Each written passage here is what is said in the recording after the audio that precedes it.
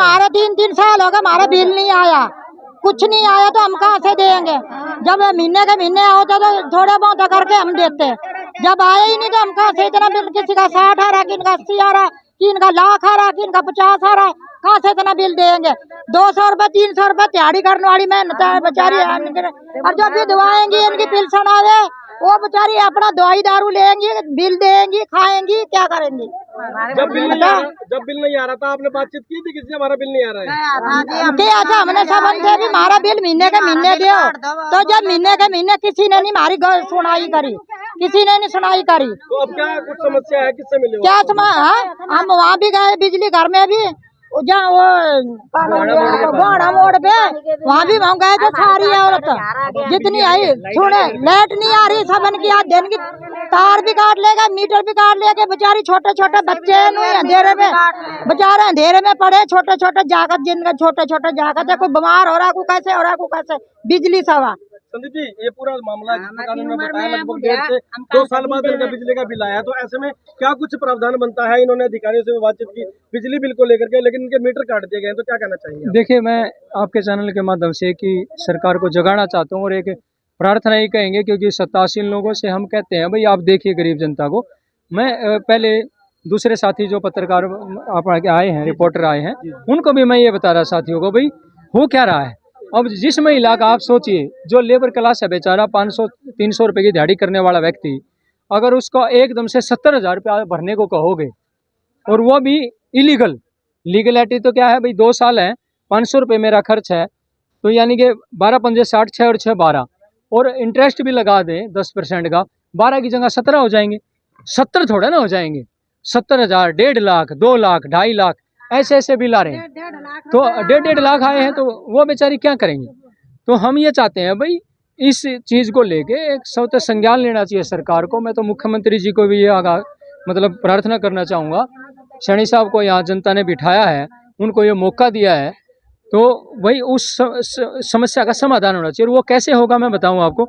यहाँ क्या है कि किसी की भी एसडीओ हो, एक्शन हो, या छोटा अधिकारी हो, कोई भी, किसी की कोई लायबिलिटी नहीं है। सब बोलते हैं भाई पंचकूला से ठीक होके आएगा। मैं भी कई बार गया हूँ, मैंने पहले भी इस तरीके की आवाज़ उठाई है। जब तक वहाँ पर ऐसा रिप्रेजेंटेटिव नहीं बैठेगा जिसके हाथ में ये पावर और जिसकी जवाबदेही हो, जब तक जवाबदेही सेट नहीं होगी ना, गलत किसने भेजा, तब तक ये समस्या का निवारण नहीं हो सकता। आप एज एडवोकेट और एक समाजसेवी के तौर पे काम कर रही हैं, ऐसे में आपको क्या लगता है कि इन महिलाओं को न्याय मिलेगा? इनके जो मीटर है, जो लगभग 1.5 से 2 साल के बाद में जो इनके मीटर जो उखाड़ लिए गए, तो क्या आपको लगता है कि भाई इनकी जो बिजली है वो वापसी हो पाएगी जब तक ये बिल ना भरें? देखिए, ऐसा है, इनके लिए हम ठोस लड़ाई लड़ेंगे, और यहाँ अगर सरकार नहीं जागी तो न्यायालय की शरण में जाएंगे, पर इन लोगों की समस्या का समाधान करा के रहेंगे, चाहे कैसे भी हो। अगर या तो सरकार जागेगी, नहीं जागेगी तो हम एजिटेशन करके, या बड़ा कोई ऐसा हमें प्रदर्शन करना पड़े सरकार को जगाने के लिए, हम इनके साथ खड़े हैं। और मैं कोशिश करूंगा सारे और भी जितने पीड़ित व्यक्ति, उनसे भी कांटेक्ट करके एक मंच पे इनको लाके इनकी लड़ाई लड़ेंगे, यूनिटी बना के। बहुत बहुत धन्यवाद आपको। तो ये संदीप एडवोकेट जो कि समाज सेवी भी हैं और लगातार ऐसी आवाज़ों को उठाते हुए नजर आते हैं। और अब जो आप ये काफ़ी सारी महिलाओं को अपनी स्क्रीन पर देख पा रहे हैं, इन महिलाओं का कहना है कि अगर बिजली विभाग हमें समय समय पर बिजली का बिल हमें भरने के लिए देता तो हम जो है वो उनको भर देते, लेकिन लगभग 1.5 से 2 साल हो चुके हैं। बिजली के बिल जो अब लगभग 1.5 से 2 लाख रुपए आ चुके हैं, जिसमें कि 2 साल तक का बिजली के बिल जो है वो दिए गए हैं, और ऐसे में बिजली के बिल, बिजली के जो मीटर हैं वो काट दिए गए हैं। तो इन्हीं पूरी बातों को लेकर के पानीपत के जो अधिकारियों से भी ये लोग मिले हैं, और बिजली विभाग के अधिकारियों से भी मिलकर के इन्होंने बातचीत करने का जो समाधान है वो निकालने का प्रयास जरूर किया, लेकिन समाधान जो है वो नहीं निकल पाया है। वकील साहब, ये बता दीजिए, समाधान तो नहीं निकला, लेकिन समय जो है वो क्या कुछ इनको मिला है, या फिर क्या कुछ आप कहना चाहते हैं, कुछ समय सुमय वगैरह मिला है इनका? देखिए, मैंने इन सभी को बोला है कि भाई जिसके पास जो भी कागजात हैं, जैसे जो बिल जनरेट कुछ हो गया ना, बिल जनरेट हो, फोन पे तो मैसेज आ गया, फिजिकल नहीं है बिल।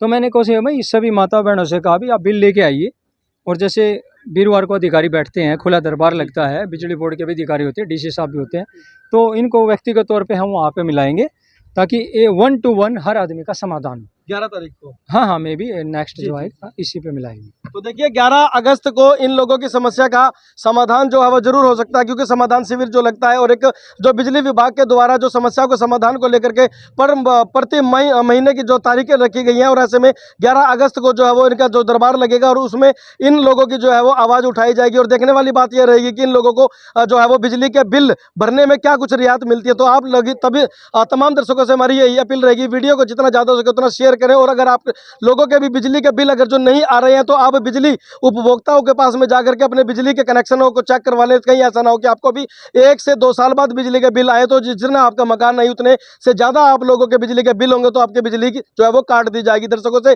अपील रहेगी, वीडियो को शेयर करते रहें। अगर आपने हमारे चैनल पानीपत क्राइम न्यूज़ को अगर फॉलो नहीं किया तो आप हमारे पेज को भी फॉलो कर लें। मैं मनोहर सिंह अपने सहयोगी मनोज कुमार के साथ।